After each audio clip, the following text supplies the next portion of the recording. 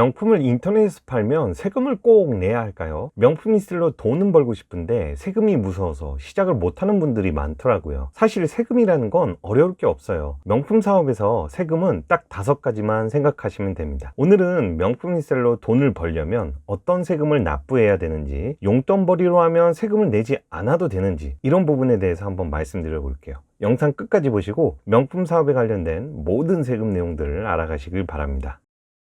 안녕하세요. 10년 동안 온라인에서 명품 팔고 있는 메타포입니다. 우리가 잘 아는 명품 브랜드 제품을 온라인에서 판매해서 돈을 벌 때 내야 되는 세금에는 어떤 것들이 있을까요? 괜히 복잡하게만 느껴지는데 그냥 단순하게 크게 2가지 분류로 나눌 수 있어요. 구매 단계에 내는 세금과 판매 단계에서 내는 세금인데요. 명품 리셀로 돈을 벌려면 우선 판매할 명품을 어디선가 가져와야 되잖아요. 즉 판매자가 되기 전에 구매자가 먼저 된다는 거예요. 일본이나 유럽에서 인기 제품을 수입하고 국내에서 팔고 돈을 벌려면 누군가한테는 명품이나 브랜드를 구매해 와야 합니다. 국내에서 명품을 팔아서 돈을 벌기 위해서는 해외에서 수입해오는 과정에서 발생하는 세금을 구매 단계의 세금이라고 합니다. 바로 관세와 부가세가 여기에 해당하는데요. 아마 한 번쯤 들어보셨을 거예요. 해외에 있는 명품을 국내에 가져와서 팔기 위해서는 무조건 관세와 부가세를 납부해야 됩니다. 이 세금들은 절대 피할 수가 없어요. 신발이나 의류 제품은 관세가 13%, 가방이나 지갑, 모자 같은 경우는 8%의 관세가 발생하죠. 관세가 붙은 가격에 추가로 10%의 부가세가 발생한다고 보시면 돼요. 부가세는 신발이건 모자건 가방이건 상관없이 모두 동일하게 관세가 포함된 가격에서 추가로 10%가 발생한다고 보면 됩니다. 예를 하나 들어볼게요.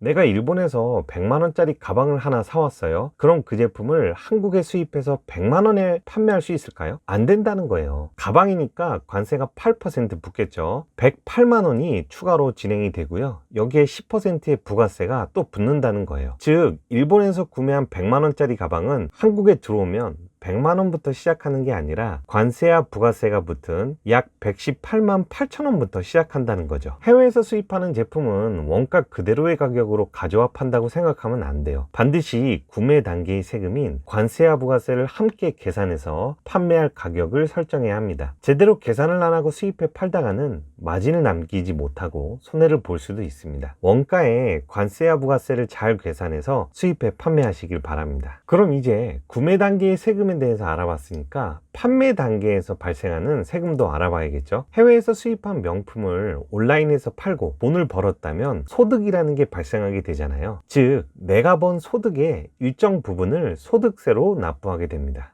이건 명품뿐만 아니라 온라인에서 물건을 파는 분들이라면 모두 납부하게 되는 세금인데요. 1년에 한 번 전년도에 발생한 소득에 대해서 종합소득세 개념으로 일정 금액을 납부하게 되죠. 소득세는 내가 돈을 번 만큼 발생하게 되는데요. 1년 동안 돈을 많이 벌었으면 많이 내는 거고, 반대로 돈을 많이 벌지 못했으면 뭐 좀 덜 내게 되겠죠. 그리고 판매 단계에서 발생하는 세금에는 소득세 말고 부가가치세라는 것도 있어요. 명품 리셀 사업으로 판매하는 모든 제품에는 부가세가 포함되어 판매되기 때문에 그 부분을 일반 사업자 기준으로 1년에 2번 납부하게 됩니다. 즉 소비자에게 명품을 판매할 때 부가세 10%가 포함된 제품 가격으로 판매하기 때문에 그 부분을 나중에 납부한다고 보시면 돼요. 그럼 여기서 한 가지 의문이 생기는데요. 앞에서 말씀드렸던 구매 단계의 세금 중에 명품을 수입할 때 부가세 10%를 미리 납부한다고 했었잖아요. 그러면 해외에서 물건을 수입할 때 10%의 부가세를 미리 납부했는데 왜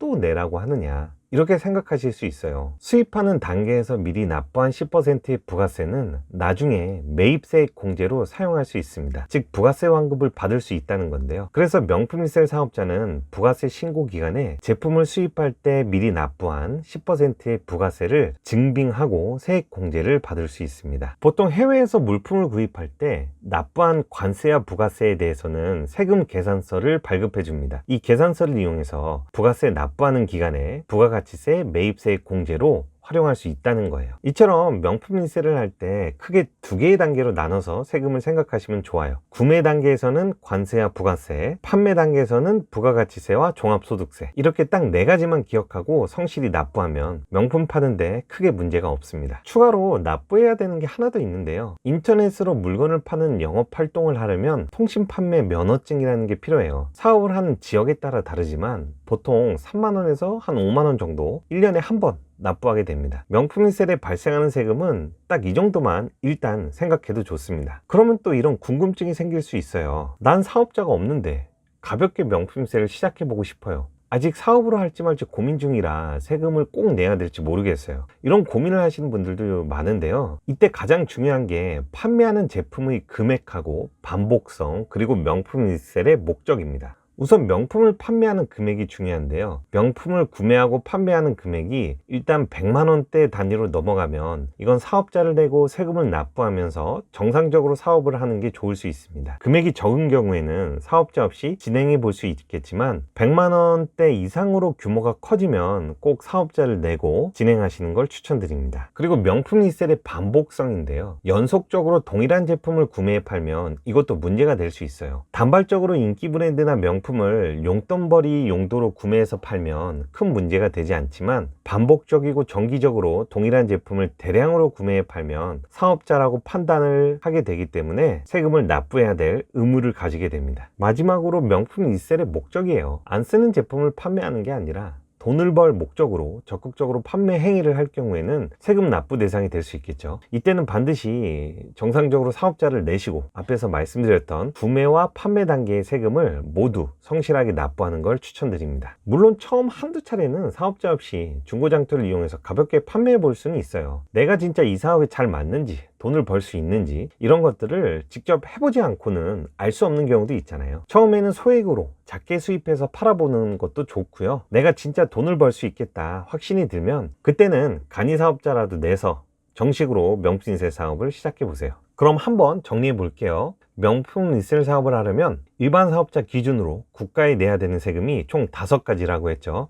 이건 피해갈 수 없으니까 정당하게 모두 납부하셔야 합니다. 명품을 수입하는 단계에서 납부하는 관세와 부가세, 그리고 소득세, 부가가치세, 그리고 통신판매 면허세, 이 정도로 볼 수 있겠습니다. 그리고 세무사한테 기장을 맡기는 게 좋냐는 질문을 하시는 분들이 계시는데요. 저는 명품 사업을 시작하자마자 기장을 맡겨서 모든 세무 업무를 처음부터 위임하고 있습니다. 물론 판매자 입장에서 세금에 대해서 많이 하는 건 좋을 수 있는데요. 하지만 그 업무들 때문에 명품 파는 본업에 지장을 받을 수도 있어요. 관부가세는 관세사에게, 소득세와 부가세는 세무사에게 맡겨서 시작한다면 명품 파는 본연의 업무에 집중할 수 있습니다. 그리고 세금 걱정은 일단 돈부터 벌고 나서 그리고 나서 해도 되니까 우선 명품을 하나라도 수입해 팔아보는 걸 먼저 생각해 보시고요. 일단 세금 걱정은 접어두시고 과감하게 명품 리셀을 시작해 보는 걸 추천드립니다. 돈을 벌면 또 그만큼 세금을 내야 되는 거니까요. 그리고 세금을 낼수록 또 내 사업체도 커져간다고 생각하시면 아마 성실하게 납부하실 수 있을 겁니다. 그럼 오늘도 영상 시청해 주셔서 감사하고요. 좋아요와 구독 꼭 좀 부탁드리고 다음 영상에서 찾아오겠습니다. 감사합니다.